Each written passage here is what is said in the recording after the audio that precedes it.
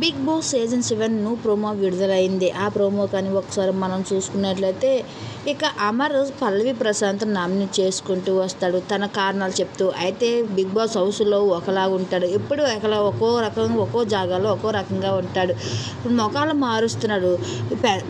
రైతు బిడ్డ అంటూ సింపతి కోసం తన ముఖం మారుస్తూ సింపతి సంపాదించుకునేవాడు వల్ల నేను అందుకే నామినేషన్ చేస్తున్నానంటూ పల్లవి ప్రశాంత్ని చెప్తూ ఉంటాడు అమర్దీప్. పల్లవి ప్రశాంత్ అయితే అంటూ ఉంటాడు ఇలా గట్టిగా, నేనేం పేజ్ మార్చలేదు, ఇటో పేజ్ అటో పేజ్ 4 పేజీలు మార్చలేదు, అది ఒకటే పేజ్, బరాబర్ చెప్తున్నాను, నేను ఒకటే పేజ్తో మాట్లాడుతున్నాను, ఆట ఆడుతున్నాను, అంతేకాని నీలా 4 ప్లేసులు మార్చి నేను ఆట ఆడట్లేదు అంటూ ఫైర్ అవుతూ వచ్చాడు.